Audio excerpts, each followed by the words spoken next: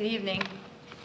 I'm Sherry Kumar of the Tesla Science Foundation, and I would like to introduce you to our next speaker.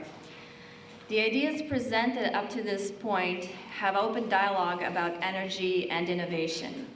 But it's not enough to acknowledge today's visionaries and talk about the future. It's very important to discuss how to inspire young minds when they're just learning how to think. Our next guest is an independent researcher, public speaker, and a radio talk show host. He has been a vocal activist on the subject of Tesla and free energy.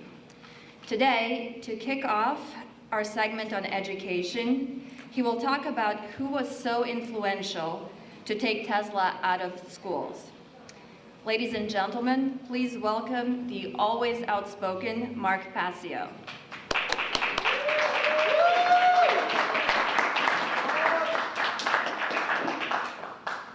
Thank you so much, everyone, for being here today.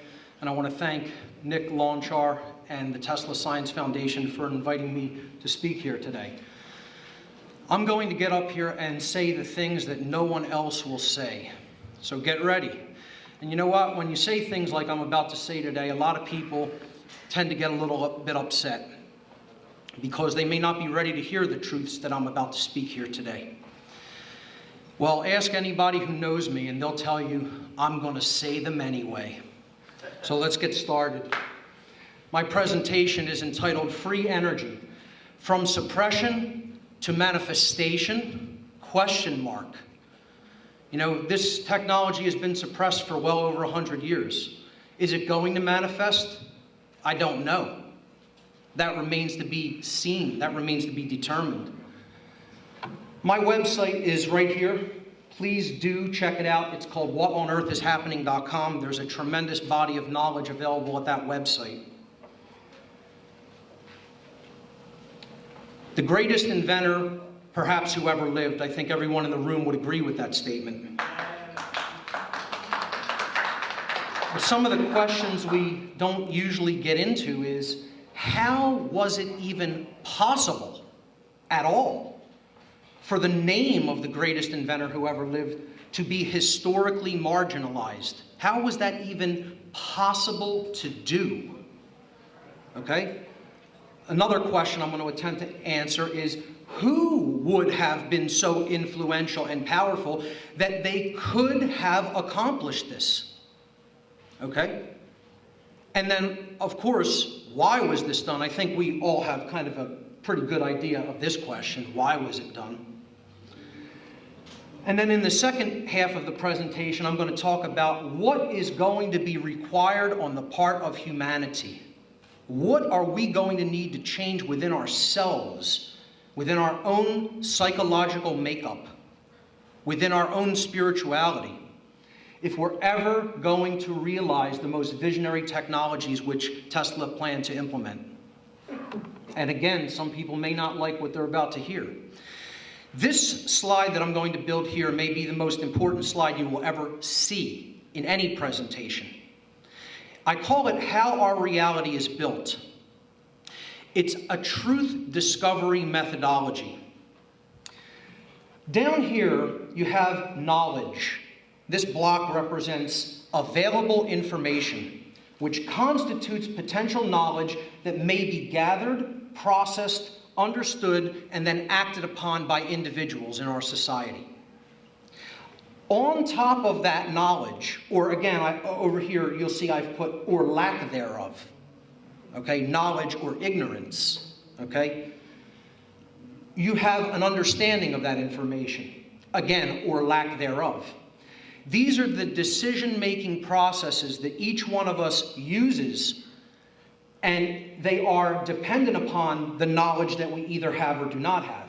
So these processes take place in the human mind and are chosen by each individual based upon the available information that they take into themselves. Above that, something happens externally, okay? We put our knowledge and our decision-making processes into action in the world through our behavior. Okay? And that I call wisdom or lack thereof. Okay? So each individual's behavior is based upon the quality of their decision-making processes, which, again, in turn, are based upon the quality of their available information that they've taken into themselves. This three-step process, okay, was in the ancient world referred to as the trivium. That's a Latin term. It means the three ways, the three methods. It's a threefold process of truth discovery. And it's been eradicated from the modern world. Eradicated. Okay? Real education in the past taught the trivium methodology. Now, so-called educators don't even know the trivium at all. They've never even heard of it. Okay? So, what happens above that? After human behavior, we get the result, right? We get what actually manifests in reality. So that's the generated result. The conclusion, the manifestation, it's what happens. It's what occurs in our world, okay? The quality of the condition which manifests in any given society is going to be based upon the aggregate quality of behavior within that society. That determines what our world is like.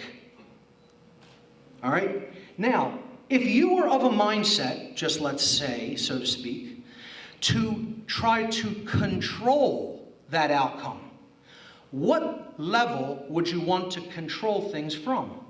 So, here's how to control reality, if you're of that mindset, and there are many people who are. Are you going to try to control it from the level of manifestation? Well, I think that's pretty impossible, right? Because it's already occurred. It already manifested. You're not going to control it from that level, so we could take that out of the equation. Are you going to control it from the human behavioral level? I mean physically. People's physical behavior. You're going to try to control that in each individual? Well, you could, but that's called overt control. And people see that pretty readily, right? And they'll rebel against that pretty quickly, because they'll know they're under control. So that's going to be the most difficult place to control that from. Can you control it from people's decision-making processes, meaning from the level of mind? Yes, you absolutely can. But that's actually more difficult because you have to go to each individual and you would have to try to change the way that they think. Instead, the most effective way to control reality is to control it from this base level. Available information, because that's the level all the other manifested realities are built upon. So if you can control that, you control the whole game. And you control behavior, and therefore you control the outcome. Okay? So we're going to look at how Tesla's name was actually removed from education, from schools. How was that done? How was that accomplished? Okay? Because if you're going to control available information, you have to have some level of control over educational institutions that are teaching children, allegedly. So where are you going to control that from? Are you going to control it from each institutional body? Would that be effective? I don't think that would be very effective. I think the best place, if you are of a mindset to try to control what is going to be taught to our children, would be to control the books. Okay? And when you control the books, which is the available information, you are controlling the answer to this question in the minds of children. What is possible? The imagination becomes stifled at that point. If you can control what people believe or don't believe is possible, you have total control because you control the human imagination. So this was done through controlling books and what was printed in textbooks. And I'm going to explain who did that. If you control it from a level of books, you control the mind. Mind control is not science fiction, ladies and gentlemen.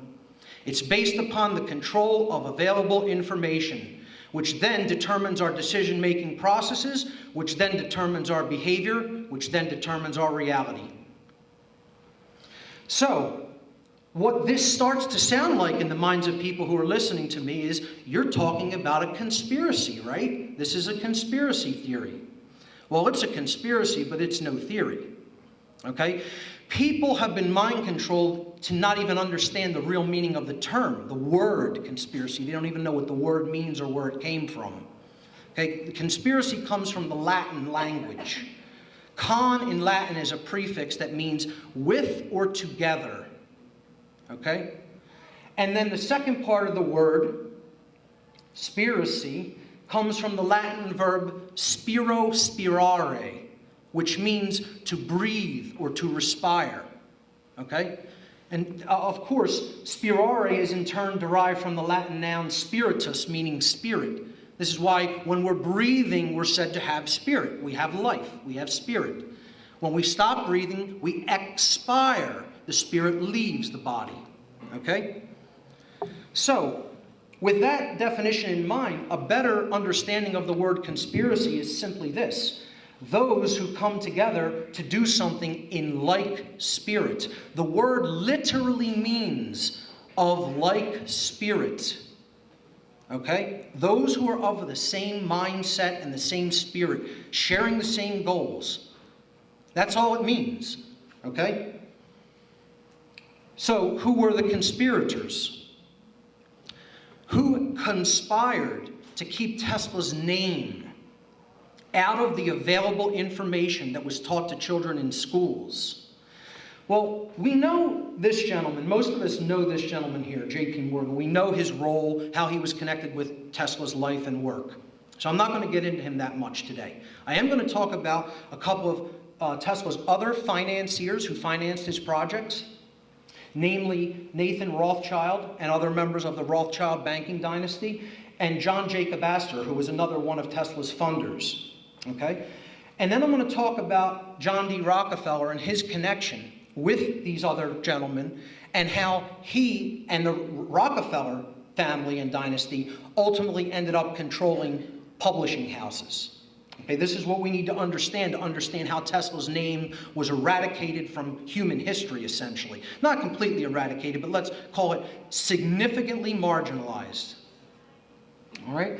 Now, you'll notice that these men and their family bloodlines are some of the most influential people in the creation of some of the world's largest globalist think tanks. And what globalism really means is the centralization of power into fewer and fewer and fewer hands.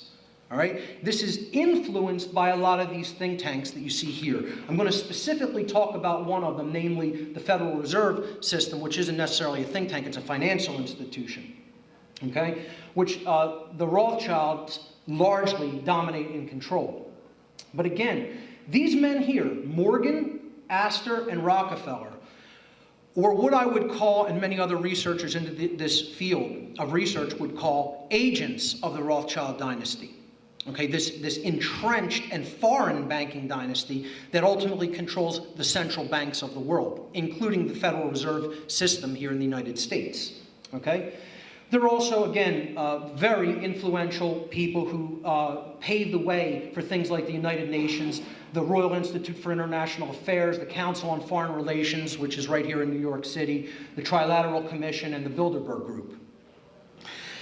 I want to get into specifically, again, Morgan's influence in changing his connection to the Rothschild dynasty and his influence in changing the way publishing houses printed information. And I'm going to talk about how influencing the Rockefellers are in the modern day in this endeavor, in publishing of modern textbooks. Okay, so let's get into this. Again, these are globalists. You have to understand that's their mentality, that's their ideology. They're for the centralization of global power into fewer and fewer hands, and always work through think tanks that support global government. So, part of the organization, as I've said, that worked with these gentlemen, that these gentlemen founded actually, okay, was the Federal Reserve System. Part of the research into this was the connection between the Morgans and the people who own the Federal Reserve System. And the Morgans are some of the owners of the Fed. The Morgans, the Rothschilds, the Schiffs, many other influential financiers and bankers in the early, late 19th and early 20th centuries. So this is an excerpt of a document that tried to track. It was actually commissioned by the House of Representatives, and it tried to track who owned the Federal Reserve System, because it's not a governmental institution, it's a private banking cartel. It says, Chart 1 reveals the linear connection between the Rothschilds and the Bank of England and the London banking houses, which ultimately control the Federal Reserve banks through their stock holdings of bank stock and their subsidiary firms in New York. The two principal Rothschild representatives in New York, J.P. Morgan and Kuhn Loeb and Company, were the firms which set up the Jekyll Island Conference, at which the Federal Reserve Act was drafted. They were who directed the subsequent successful campaign to have the plan enacted into law by Congress, and who purchased the controlling amounts of stock in the Federal Reserve Bank of New York in 1914. We have been under the control of this central bank, which has devalued the currency of the United States for over 100 years now. Also in this document, it said that examination of the charts and text in the House Banking Committee staff report of August 1976 and the current stockholders list of the 12 regional Federal Reserve banks show this same family control. The same family control: Rothschilds, Rockefellers, Morgans, Schiffs, and other high-level financiers and industrialists. Okay? So this came from a document called Who Owns the Federal Reserve, sourced from another document called Federal Reserve Directors, a study of corporate and banking influence, which was a staff report by the Committee on Banking, Currency, and Housing conducted by the House of Representatives, 94th Congress, second session, August 1976. This is a chart of what has happened to the United States dollar, to the purchasing power of the dollar, since the Federal Reserve has taken over the issuance of our currency. Okay? So what they're doing is they're taking the United States from the inside. They're conquering it from the inside, essentially. That's who these men, these globalists, were. Okay? Not only did they marginalize Tesla's name from history, but they're directly responsible for why the dollar buys nothing now compared to what it used to. Okay? And the debt slavery that has resulted as a result of the devaluation of our currency. All right? Now, going back to our globalist conspirators, I want to just briefly mention this gentleman here, John Jacob Astor, who was one of Tesla's funders. Astor started to challenge this banking cartel as it was rising to power. And he and other Astors didn't really want to go along with this plan to devalue the United States currency and create debt slavery. Okay? Not to say he wasn't a ruthless industrialist and financier, but he didn't want the really top-level dogs to totally control the game and put everybody into debt slavery. Okay, so when Astor started kind of being a little bit outspoken against this plan to take over America and the world through debt slavery, does anybody know what happened to John Jacob Astor? What his fate was? He drowned aboard the Titanic. That's correct. Yes. Okay? So we get a little more into possible conspiratorial realms that may not have actually been an accident, quote unquote. All right? But another gentleman I want to talk about is, of course, J.P. Morgan, his influence in the publishing house takeover in America to take it out of private family ownership, which was ultimately involved in writing textbook and publishing, and bring it into corporate ownership. And, of course, in the modern day, the Rockefeller family are the owners of the publishing houses. They own and control them all, essentially. Okay? So let's look at this dynamic a little bit. Throughout the 1890s, J.P. Morgan made many substantial loans to the Harper Brothers publishing houses, which were the big publishing houses of the time. Morgan's involvement in the Harper firm started the shift away from private family ownership of publishing houses, first to private investors, and then to large corporations that began to dominate the publishing industry in the mid-20th century. Today, the Rockefeller family own and control 3 out of the big 4 school textbook publishing houses, including Simon & Schuster, HarperCollins, and Random House. The 4th is Pearson, who the Rockefeller family does not outright own, but they largely influence. Okay? The Rockefeller family also owns McGraw-Hill Publishing, Little Brown and Company, Macmillan Company, Viking Press, Saturday Review, Business Week, and Book of the Month Club, among many others. They totally dominate publishing, and they were agents of the Rothschilds and Morgans during the time of the turn of the 20th century and leading right up into the 20th century and beyond. Okay? These globalists are who control those publishing houses. And what other industry do they control? Oil. They're the owners of big oil. Okay? When you think of the name Rockefeller, you think Standard Oil immediately. Okay? So they have no interest whatsoever in a collapse of their dynastic wealth, okay, in favor of free energy technologies.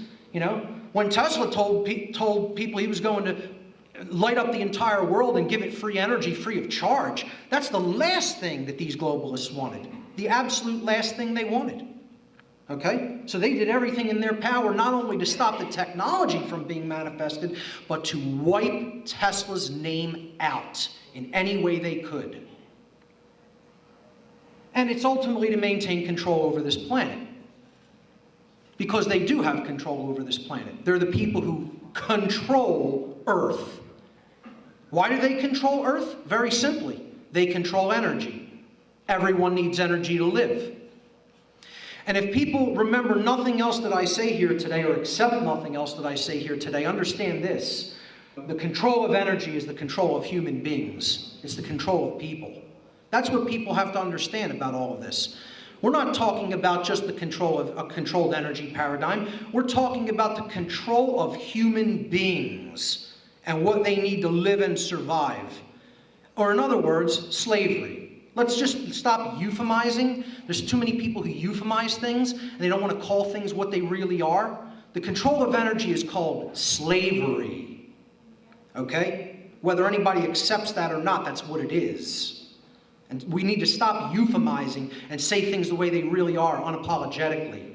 And that'll be my role. If no one else will do it, I will. Okay? So most people, unfortunately, again, this may be uncomfortable for people to hear, most people in the free energy movement still don't understand the free part. They don't understand the free part of that equation. All right? They get the energy part. They're very, very clear about that. But the free part, they have a hard time with. Okay? In two ways I'm going to talk about that. Why do people not understand the free part? Their mind is under control. Their brain is in a cage, okay? And that is because of the availability of information that they are exposed to. They have not dug deep enough to go down, all the way down to that bottom level and really attain real knowledge, okay? So, what I'm talking about here is getting that mind out of the cage. Really freeing the mind at a psychological and spiritual level is the only thing that's going to make free energy manifest. Only thing, nothing else. All right? So thank you. Let's look at what I call the 2 universal worldwide religions, false religions, that are actually holding humanity back from the manifestation of free energy. And until the mind grasps that these are illusions, that they don't exist in nature, that they don't really do anything except hold us back evolutionarily, there will be no change. Nothing will change here. Don't expect it. Don't count on it. Okay? The first universally believed in world false religion is called authority, or government, call it whatever you want. It's authority. And it's a false religion, and here's what it actually is. It's not my belief about what it is, it's what it actually is. Okay? Authority is an illusion that is born out of mind control. It is based entirely in violence, and it is built upon the erroneous and dogmatic belief that some people are masters who have the moral right to issue commands, while other people are slaves who have a moral obligation to obey the masters. Now, I don't care whether you accept that or not. You could accept that or not accept it. No amount of not accepting it is ever going to make that statement untrue. That is eternal truth. Deal with it, or don't, but it's true nonetheless. Okay? Now, authority in the old world worked like this, ladies and gentlemen. It was called the Old World Order. The old, and I put order in quotes because it was nothing of the kind. It was chaos. It was chaos then, it's chaos now. As long as it goes on, it will be chaos. Okay? The old world order worked like this. There was a king at the top. Unquestioned, unchallenged rule. His word was law. He was the representative of God on the earth. No one could challenge his authority, quote unquote. This is called authority vested in one. The system is based entirely in violence, built upon the erroneous and dogmatic belief or religion that one person is the master who possesses the moral right to issue commands, while all others are subjects who have the moral obligation to obey the commands of the master. How does that differ from what we have today? Well, this is called the New World Order. And again, I put order in quotes, because it's nothing of the kind. It's slavery and chaos. Okay? What sits at the top now is called government. You've just taken this notion of authority and you've divested it into the hands of a few people who call themselves government, okay, and still claim the authority over other people to issue commands and called laws, and then they have the moral obligation to obey those laws. All right? So this is called authority vested in few. This system is based entirely in violence, built upon the erroneous and dogmatic belief or religion that a certain group of people are masters who possess the moral right to issue commands. All others are their subjects who have a moral obligation to obey them. Now, there's a little equation that's left out of here that also ties in with the word free, and that's called money. Okay, because really what rules at the top of that pyramidal structure is a combination of government authority and corporate control. That wedding, that unholy union is what's really controlling the world today. A marriage of government and corporate power. Okay? That's what the New World Order is, quote unquote order.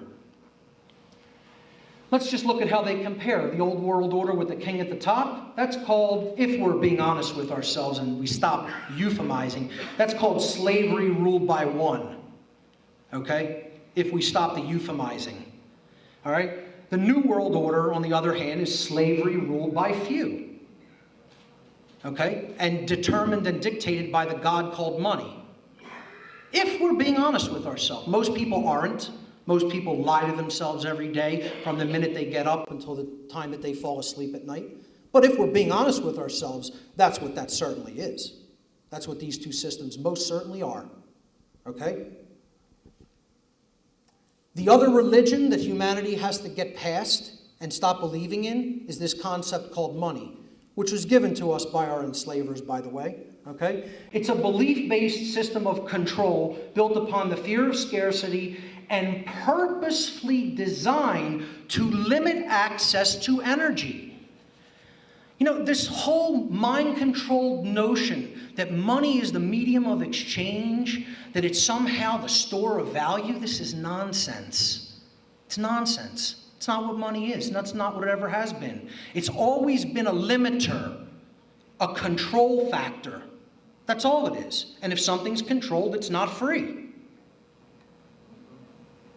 See, people think it's the flow. That's why they call it currency. It's word magic. Even in the name, it's word magic. We'll call it currency, so you will liken it to current in an electrical system, a flow of energy. Nothing of the sort. Not true at all. Okay? Then people say, oh, wait. It's the capacitance. It's the store of value, right? Like we store electricity in capacitors. No, it's not the store of value either. What is it? It's the resistance in the system. Money is the thing that stops energy from flowing freely. If we're being honest with ourselves, it's the resistance. If you're talking about DC, if you're talking about AC, it's the impedance. Okay? That's what it really is. And, the part that people don't get when it comes to freeing this technology is you got to give up the notion that you're going to be the one who owns it through the patent process. Let me tell you what the patent process is. It's a deal with the devil. It's a deal with the devil.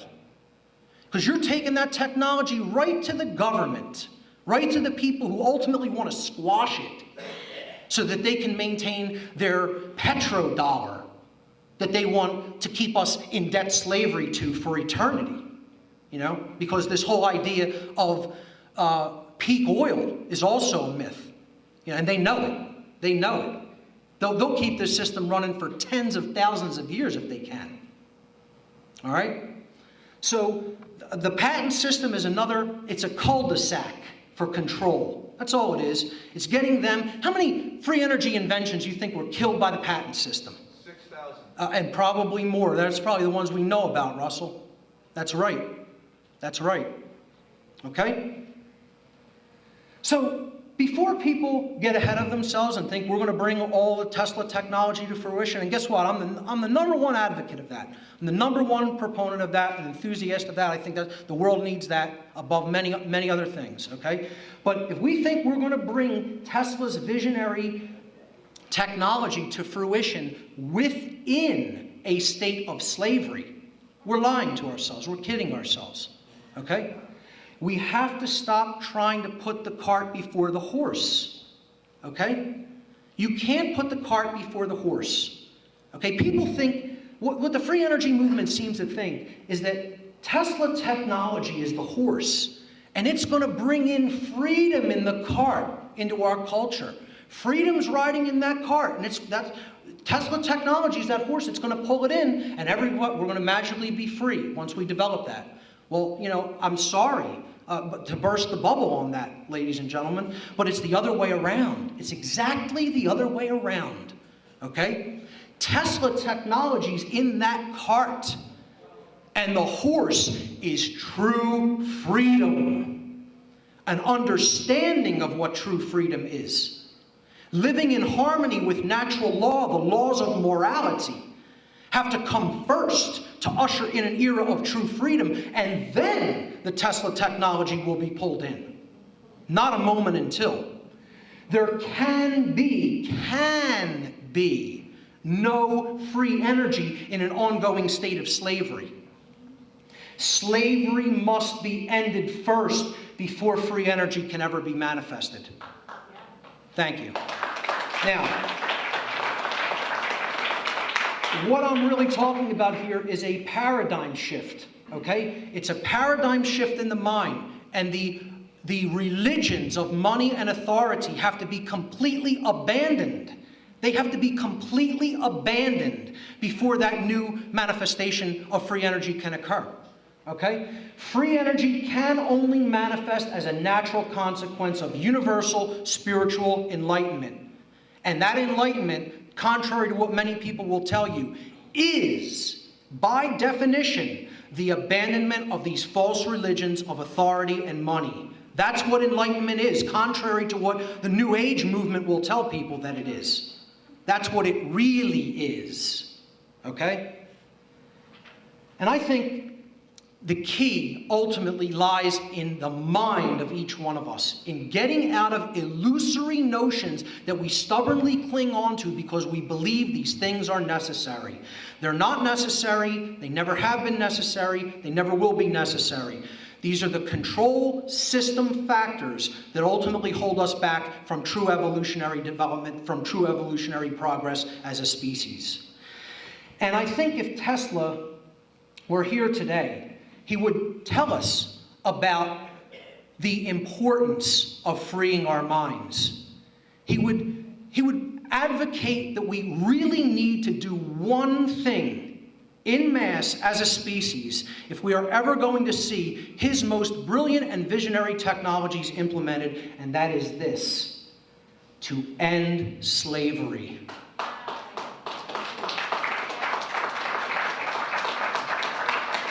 When we do that, and not a moment before, we will see a new world, truly a new world born that is a world of order and peace and prosperity, and most importantly, freedom. Ladies and gentlemen, thank you for your kind attention.